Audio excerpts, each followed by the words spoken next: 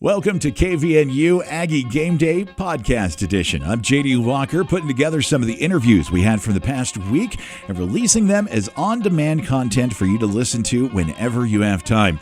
Coming up, we'll have interviews from Chris Dunlap, the equipment manager of USU. Find out just what it takes to get our Utah State Aggies prepared to go on the road each and every week. We'll also talk to Brian Phillips, a little Aggie recruiting, talk football, some Cache Valley targets of the Utah State program, and also some outstanding news for the basketball program. We'll also check in with Dallin Wilson, the Herd president, and find out what's going on with the Herd. And Craig Hislop sat down with Kevin Cobb, the Temple play-by-play announcer, and had an interview before last week's matchup. This is KVNU Aggie Game Day, the podcast edition, where you can listen to Aggie Game Day on demand.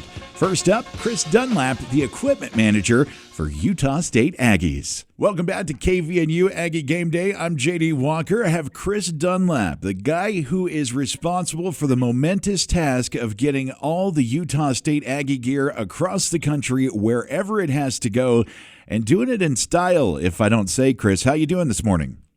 I'm doing good, man. How are you? I'm doing great. So give us a little insight on how many people it takes to get the Utah State Aggies on an away game to get all that equipment out of town. So basically, from my job on, we have about a total of 12 people. So it's myself, and then I have an awesome assistant named Tobin Lambert. And then from there, we have a total of 10 students. We have two head student managers, one for offense, one for defense. That's JJ and Tyson. And then on the offensive side of the ball, we have them just split evenly. So we have like 5 on one side of the ball and 4 on the other. And then we have one student who stays back, and she comes in late, and she comes in and takes care of all the laundry that we do for all of our games, all our practices, and all that. And that's Jalen, and she's the best of the best. So it's a small group of you that actually keep this large football team rolling and looking in style. Yes, sir, that's correct. So you guys getting the truck across the United States has got to be no small feat. How much preparation? When do you guys start planning for an away game? Is it before the week even starts, or how does that process go? Kind of just like our football players and coaches, we plan out our trips the week of. So, for example, for this week, because of the trip being so far away, our truck left on Thursday afternoon. So me and my assistant, we sat down and talked about all the things that we needed to do for the trip. We go ahead and start decaling helmets, changing the ones that they need to be changed out, clean helmets, get the bags ready for our travel, and then on Monday we start loading our truck.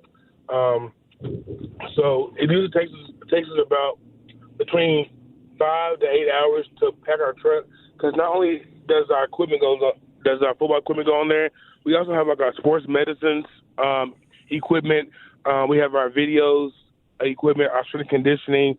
The alumni, the Utah State University alumni, they bring some things on there as well. Our radio, TV, and all this stuff, they also put stuff on there.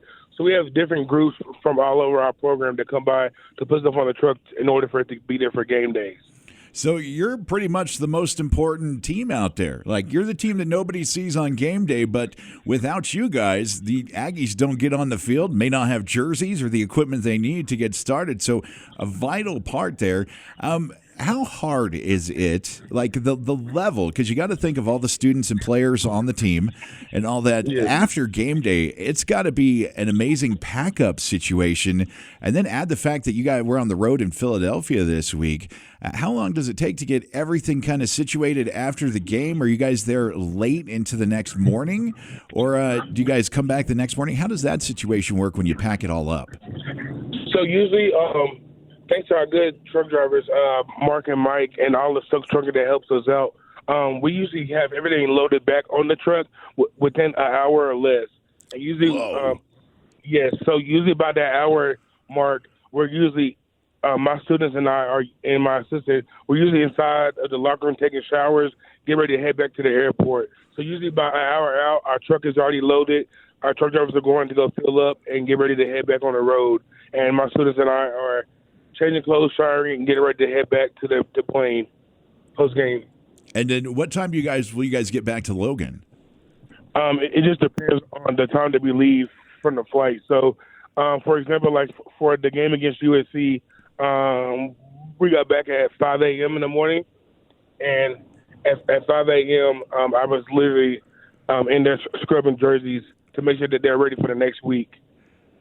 I love the dedication from the staff. Of course, there is a passionate fan base that follows the Aggies, and kind of giving a little insight here with the equipment manager, the team, Chad doing a bunch of things. They're heading out to Philadelphia. I appreciate you taking some time today.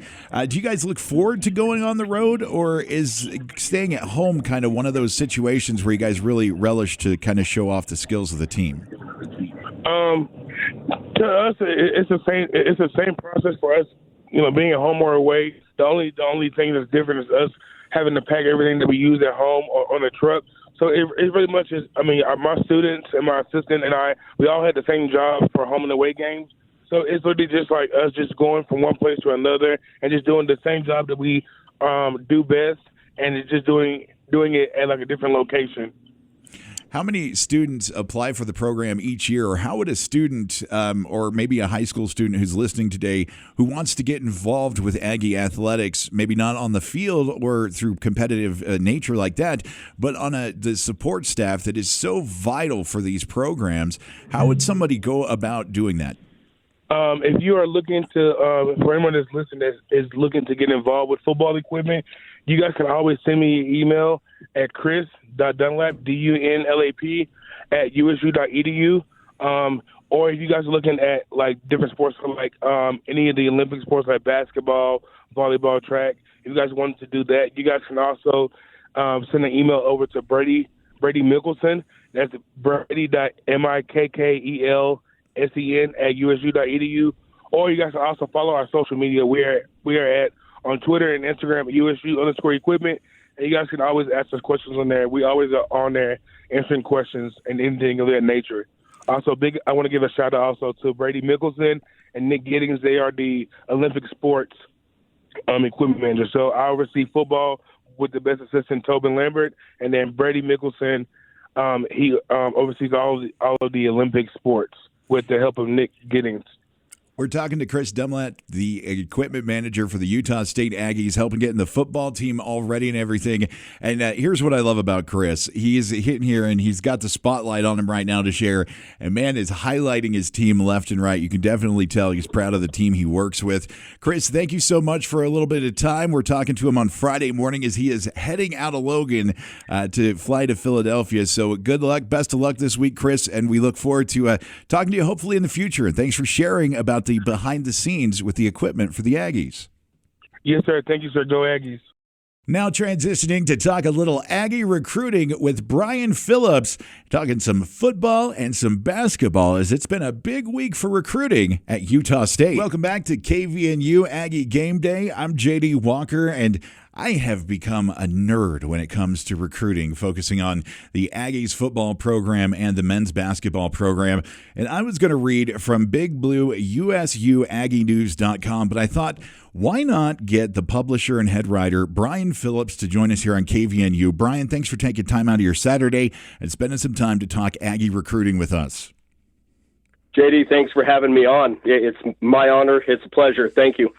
All right, let's jump right into it. We've got some early verbal commitments for the Aggie football program. Give us a list and a rundown of who we've got so far. Okay, well, I'll just start off alphabetically.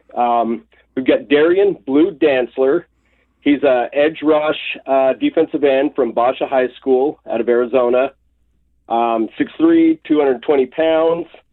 So far this season, he's got 9 tackles, a tackle for loss, and a sack, 3 quarterback hurries, forced a fumble for the 3-0 Basha Bears. His notable offers were Colorado State, San Diego State, San Jose State, SMU, and Wyoming. So we beat some good competition and some peer schools there for Blues services. Awesome. And who else do we have on the radar? We're talking to Brian Phillips here, looking at USU recruiting here on KVNU Aggie Game Day. So second in line would be Joakim Green, 6'5", 325 pounds. He projects as a guard. He's currently out at Copper Hills High School here in Utah. He committed just about a week ago. He started all 5 games, for the 3-2 Grizzlies this year. His notable offers were Southern Utah and Utah Tech. Moving on, we have running back Ravian Larry. He's 5'10", 180 pounds. He's from Idabel High School in Oklahoma. So far this season, through 2 games for the 1-1 Warriors, he's got 27 carries for 176 yards and 2 scores. Don't they call him Megatron too? They do call him Megatron. That's pretty cool. Or maybe he calls himself Megatron. I don't know. Hey, we'll go with it either way for the future Aggies. Yeah, for sure. So his notable offers were Colorado, SMU, and Texas San Antonio. And last but not least, and he was actually the first to commit back on the 29th of July, is Tommy Rock Olson from Lehigh High School. He's really talented kid. He can play 4 of the 5 offensive line spots. He's started all 4 games at right tackle for the 4-0 Pioneers. His notable offers were New Mexico, Utah, and Washington State. Wow. Notably speaking, he is also the great nephew of Aggie legends Merlin and Phil Olson. Wow. That's pretty cool to keep that in. What I like about Tommy is that when I check out his Twitter feed, he's just as jacked for the pancakes as he is for keeping his quarterback clean and having his playmakers thrive. Like, he gets excited about the rushing yards per game for his running backs, and that's the kind of grinder that I like up there on the offensive line. Oh yeah, he's got a really hard-nosed mentality, and just a massive kid for only being 17, 18 years old.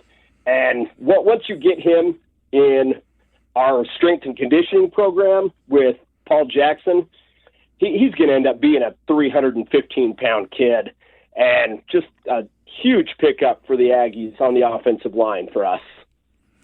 Man, it's looking forward to the recruiting season. The Aggies still coming in. A lot of negative news out there, but positive stuff we can focus on in recruiting when we're talking about Aggie football. We're talking to Brian Phillips, the head writer and publisher at his website, holding Aggie recruiting for basketball and also football. What's that website, Brian? Big Blue, USUAggieNews.com. So let's look at a couple targets that maybe here locally in Cache Valley the Aggies are looking at. Do you have any local prospects that they're recruiting right now? There are actually. So for the 2025 class, there's Reed Olson. He's a tight end, 6'6", 230 pounds right now at Logan High. His notable offers are New Mexico and Oregon State already, so there's already some early competition for him. Then the other guys that the Aggies are kind of got an eye on, all are out at Ridgeline High. So for a 2026, these 3 guys are all 2026 guys. We just offered last weekend wide receiver Graham Livingston. He's 5'10", 180 pounds, all-state kid. He's currently leading the entire state in receiving yards. He's magic when he touches the ball there for Ridgeline. Yeah, just a really, really talented kid. I would project him as being a slot receiver, and I really hope that he ends up committing sometime soon. He belongs up at Utah State. So the next guy that we have also offered is Easton Hammond. He is an offensive guard. He's 6'3", 264 pounds. Like I said, a junior this year currently also. And he doesn't have any current offers, but he's receiving heavy interest from UNLV. Wow, and UNLV being pretty relevant this year in football, so that's a pretty big competition there. Yeah, for sure. Go ahead, sorry. No, go ahead. The third one? The third one is quarterback Nate Daly. So we haven't offered him yet like we have the previous 2 that I mentioned, but the kid is an all-state talent, and with another year to go, I mean, his recruiting profile is just going to continue to expand. Yeah, it's definitely impressive to watch Ridgeline. Their matchup last week, they just that big matchup with Green Canyon really showed who the top here in Region 4 is. And just kind of awesome to see the local talent that's being recruited by the Aggies. We're talking recruiting with Brian Phillips, and I have to talk about Aggie basketball because it was a big week for Coach Calhoun and company, wasn't it?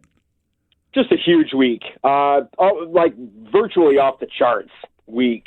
The type of recruit that we pulled in this week is unheard of as far as bringing in high school guys. And it really is a testament to the work that Coach Jared Calhoun and the remainder of his staff has really, really put in over the summer, selling Utah State as what could potentially be a national brand. They're doing an amazing job, yeah.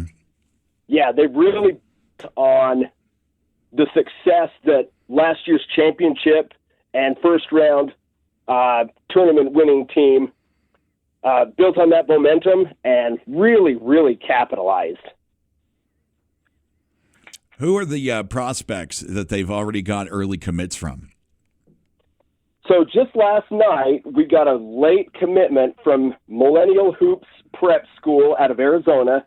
He's a wing, Kingston Tosi. He's 6'7", 195 pounds. He's currently rated as a 4-star kid. Oh, wow. According to 24/7 Sports, he's the 120th best player in the country, the 20th best power forward, stretch 4 kind of guy, and the 14th best player in Arizona. His notable offers that he had picked up are Arizona State, Colorado State, Fresno State, Nevada, New Mexico, SMU, Washington, and Washington State. We beat out UW for a 4-star recruit. That's pretty impressive for Coach Calhoun. Definitely. Just those 10 schools that I just named alone are all extremely solid competition. Every one of them has had a fairly decent amount of recent success when it comes to basketball. So to be able to pull him in over that group of schools is pretty big. Who else has the basketball program managed to bring in? So on Monday, we got 2 commits, roughly about an hour apart. The first one I'll start with is Bishop O'Connell High's wing, Adlin Elamine. That's out in Virginia. Elamine is a 6'8", 180-pound, 4-star kid again. So he's currently rated by 24/7 Sports as the 138th best player in the country, the 27th best small forward wing type guy, and the 7th best player in the state of Virginia. His notable offers were Arizona State, Iowa, Maryland, Penn State, and Virginia Commonwealth.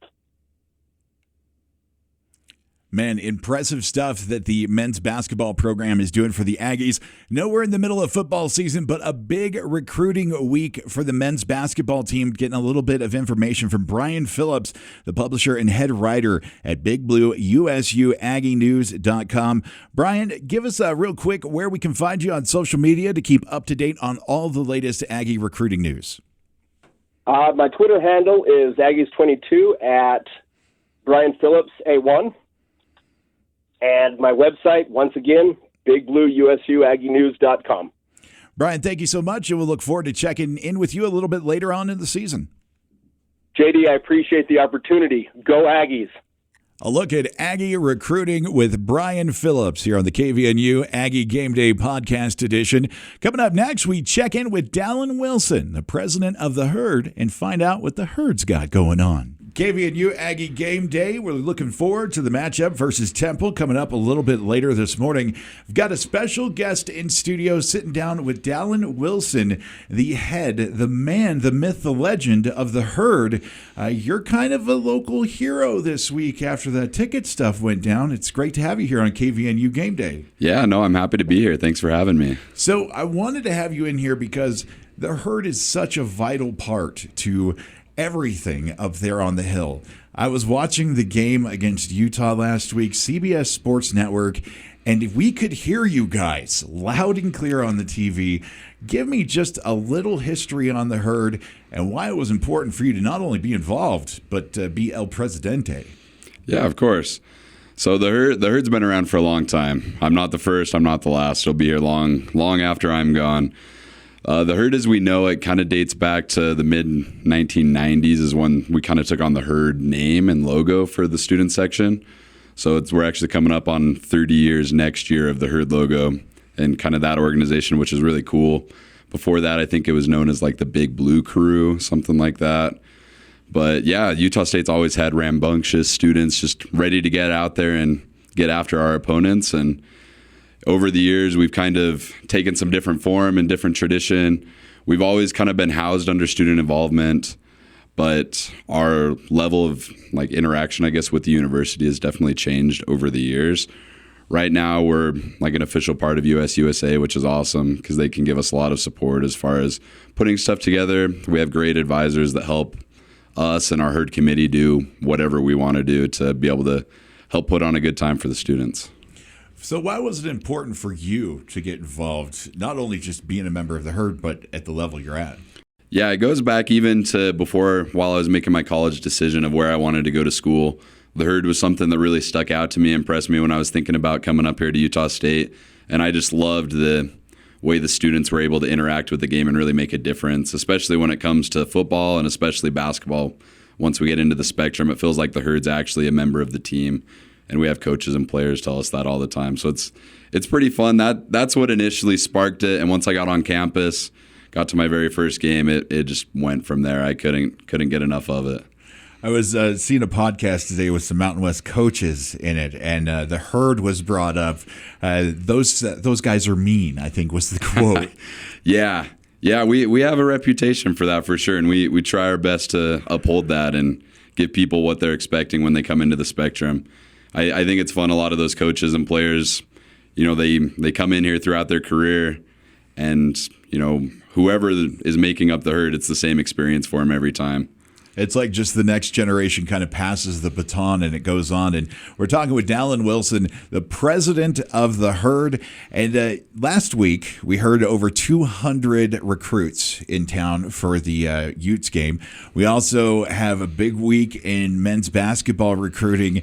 You got to take a little pride in knowing the fact that the Herd creates a great environment that really influences his recruits and shows them what it means. What does it mean to you to have a week like this where you see those things and know the impact that you and your team have over there at Utah State?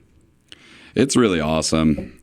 Overall, we're all just a bigger part of like all of the good stuff that's going on with Aggie sports and Aggie athletics. We're at such an all-time high right now, I feel like across the board.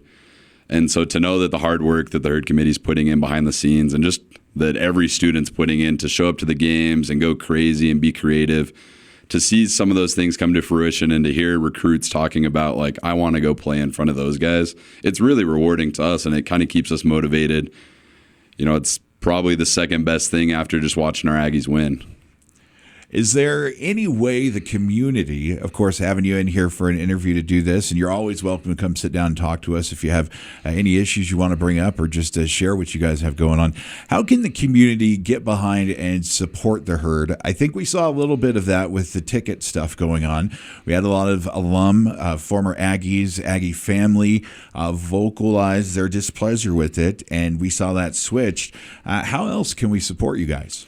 Yeah, that was super awesome to see the community kind of rally behind us and stick up for the students a little bit.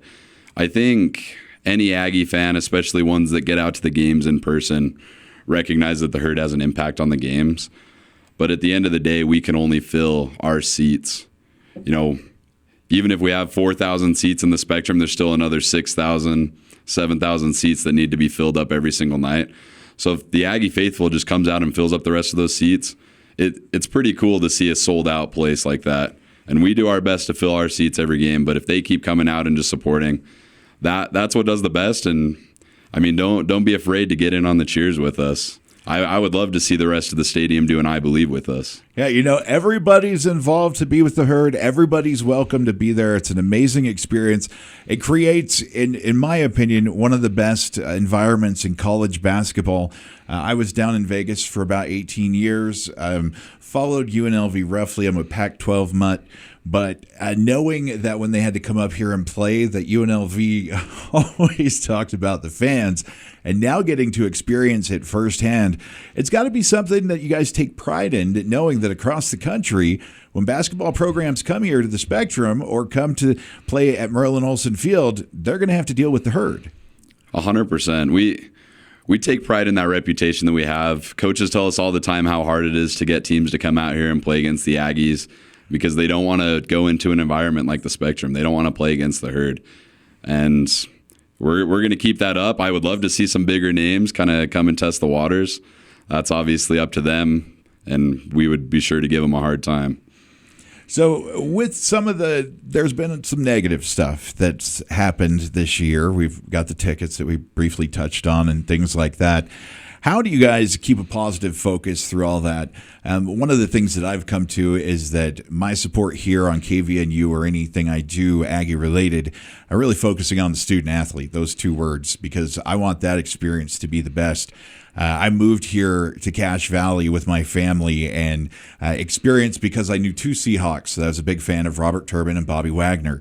Little did I remember that my dad was a big LA Rams fan, and Merlin Olsen is, his guy too. So it's kind of this connection. So I'm really passionate to see the students up there. What's your goal for the coming year? What would you like to see accomplished by the Herd in your presidency? Honestly, just keep rolling with what we're doing right now. I think we've had great turnout so far to fall sports. Women's soccer's out here having just a phenomenal year, record-setting year for women's sports, and it's awesome to see how many students we're getting out to that. We keep selling out the place for women's volleyball. Football's been a ton of fun. It always is. And just to kind of continue that momentum throughout all of our sports throughout the whole year. That's one of the big goals that I have myself and the Herd Committee has for this year, is to show the love throughout all of our sports. That's varsity sports, but it's also club sports. We have a lot of great club sports here in the Valley. Our hockey team is a ton of fun to watch. They sell out the arena all the time. We have an amazing baseball team, rugby teams, lacrosse teams, club soccer teams, all across the board. Like, we have so many amazing athletes. And the biggest thing for us as students is just to support our fellow students. I mean, whether it's the starting point guard, starting point guard for men's basketball or one of our women's club volleyball players. These are people that we see on campus. These are people that we have classes with. And that's one of the big unifying things is for us as students to go out and support them. It's not some big face that we see on billboards. It's actually people that we know. It's real students that you run into every day. So I was alluding to that negative stuff. So how do you guys keep a positive mindset with that stuff? And it's really important, isn't it? Yeah, it's super important. It would be easy to just kind of sit back and, if someone's going to try to make a change or take things away from us, to just say oh, that's okay. I'm just a student. What can I do? But the force is in numbers. In the Herd, we have a lot of numbers. And so kind of just keep looking forward. We want to do what we can do, the best that we can do. And it's just such a unifying thing for students, I think, to come together and to support the Aggies and to support the student section as a whole. I think that's kind of what just keeps us going, is that we're all doing it together. Dallin Wilson, the president of the Herd. Anytime you need a microphone or a megaphone to get stuff out there to let people know what the Herd is doing and what you guys are active in the community for your student athletes, please let us know. I would love to turn over my microphone to you anytime. Of course, I appreciate that. Dallin, thank you so much for coming in, spending time with us on KVNU Aggie Game Day, and go Aggies. Go Aggies. And finally, here on KVNU Aggie Game Day podcast, Craig sat down with Kevin Cobb, the play-by-play guy for Temple. They had an interesting conversation before last week's matchup. Thanks, JD. Kevin Kopp will call today's game on the Temple University Radio Network. He is the play-by-play voice of Owl football and men's basketball. Kevin is a graduate of the University of Georgia, and his professional background is an interesting mix of video production and play-by-play. And while he was at Georgia, he once interned at Temple and About 5 years ago, he returned to Temple full-time when he was named Associate Athletic Director of Video Production, and then in the fall of, I think it was 2021, also took over the play-by-play duties. Kevin is good enough to join us today. And Kevin, there cannot be that many in college athletics who are functioning in a double role like this. Well, I would say I'm a jack of all trades and master of none. Now, I've always wanted to, like many of us in this industry, always wanted to be a play-by-play broadcaster. That was always the dream, but had to pick up enough other skills along the way to get someone to pay me for 9 to 5. So, yeah, we've been able to cobble it together, and I've been very lucky to have landed here at Temple, getting to do a little bit of everything for us here in athletics. Well, as young as you are, one of these days you're going to get a call from Fox or CBS, and they're going to offer you a full-time job, play-by-play, and they're going to say, son, you're going to have to give up this video stuff. Well, you know what? I think if Fox or CBS or ESPN calls, they can probably twist my arm on that one. Well, let's talk about this 2024 Temple Owls team, starting with the head coach, Stan Drayton. This is a guy who's got an impressive resume, almost 30 years as an assistant at some of the country's very best schools, but he comes into today's game, career record 6-21. Yeah, and this is his first head coaching job, and obviously it's a tough spot to come in, right? You look at this is the start of his third season, and everything that has happened across college athletics and in college football in particular that he's had to contend with in terms of trying to rebuild this roster between NIL and the transfer portal and conference realignment. And, I think it's a much tougher job now than it was, 10 years ago when Temple was on a really great run and, back-to-back 10-win seasons and a bunch of bowl games in a row. And so he's had to do some work to remake this roster, and I think they feel really good. I know the results are not indicative yet with Temple sitting here at 0-3 entering today, but I think they feel really good about the work that they've been able to do in their third season. It's a mix of developing some under-recruited, under-heralded high school talent, bringing in some JUCO transfers and some Power 5 or Power 4 transfers to complement the roster, and I think they've got a better balance this year than they had in the first two under Coach Drayton. Well, the scores have looked a little bit better each week after starting off with Oklahoma, then Navy, and the last week a 28-20 loss to Coastal Carolina. And I should remind Aggie fans, I think I'm right on this, these three opponents have not lost a game. I think there's something like 8-0. Yeah, it's as tough a start to the schedule as you could possibly ask for. And I think you're right. I would actually say that even though the result was more lopsided, I think Temple felt better coming off of that Oklahoma game. I know it sounds crazy to say with a 51-3 loss, but I think there were some really positive takeaways against Oklahoma. Navy and Coastal Carolina, similar situations in that Temple just got down so big so early. Turnovers are really the biggest reason why. I think they played a much better full 60 minutes against Coastal Carolina. I thought it was the best performance of the season for Temple so far, but they had a pick six that was returned for a touchdown, fumbled at their own 11-yard line, handed Coastal a short field. They were down 21-3 and ended up coming all the way back within the final margin of 28-20. So I think that they felt like they played a really good game but hurt themselves in some critical spots early. Well, yeah, 5 interceptions, 11 turnovers all told in the 3 games, so that is a problem. But is any of that pinned on the fact that I guess he lost his starting quarterback in the Navy game? Yeah, unfortunately, Forrest Brock, who won, it was an open quarterback competition coming into this season, and Forrest Brock was the guy. He was the opening day starter, got a little bit banged up, took a couple of shots against Navy, and was basically day-to-day all week last week leading into the Coastal Carolina game.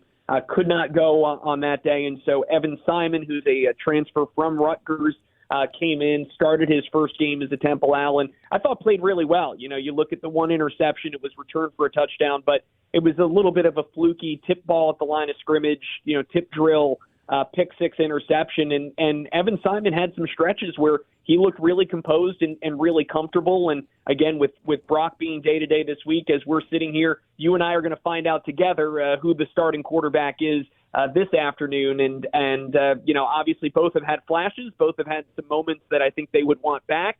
And so either way, I think it's going to be a little bit of a work in progress for this Temple offense.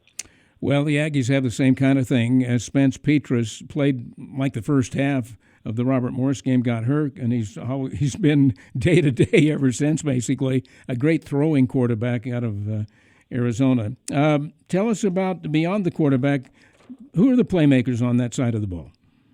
Well, I think first off, there's a really good shorthand for anyone that may be listening this afternoon that is not familiar with Temple, which is totally understandable. And a good shorthand for your listeners today is anyone that is wearing a single-digit jersey is someone worth paying attention to. That's a badge of honor within the program. They're voted on by the players with the blessing and approval of the coaching staff. So those are the guys that are typically going to make your biggest impact on the game. And on offense, that's definitely Dante Wright.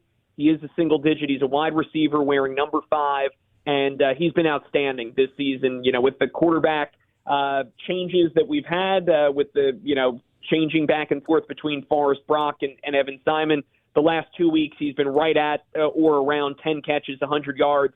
He's gotten into the end zone. He is a little bit undersized, but is a terrific playmaker. I think as far as the offense goes, whoever is going to be under center or playing quarterback for Temple, Dante Wright is going to need to lift them to a big day. As they try to go about firming up the running back position, they haven't had quite as much success running the ball. I think that Wright is probably the single one to keep an eye on the offensive side. So does that? Yeah, let's talk about the defensive side. Does the single-digit rule go there too?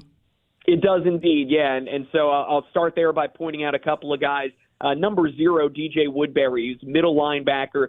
Temple lost 2 linebackers at the end of last season that are both playing in the NFL right now. Jordan McGee, who was a 5th-round draft pick by Washington, and then you have Evondi Rigby, who is signed on with the Titans. And so both of those guys are playing on Sunday right now. So that was a position, I think, of some real concern for Temple coming into this year. And DJ Woodbury winning a single digit and, going about the first 3 games of the season. He's been excellent, coming off of a 15-tackle performance against Coastal Carolina. I think he's really starting to round into form as one of the leaders on that defensive end. Another guy that they're really high on in the secondary is Andreas Keaton.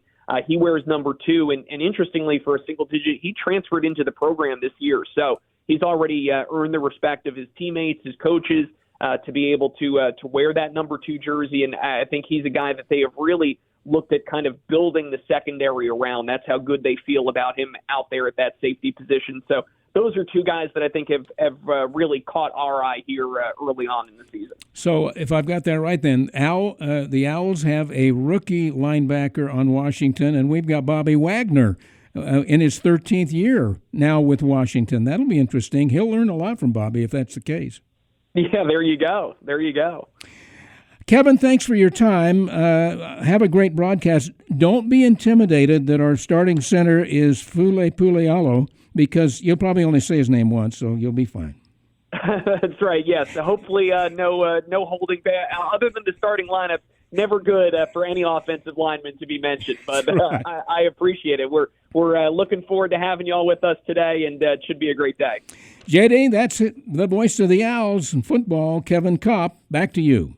Craig and Kevin Cobb of Temple talking a little conversation before last week's matchup versus Temple. This has been KVNU Aggie Game Day, the podcast edition, where you can go back and listen to the interviews on demand wherever you find your podcasts at.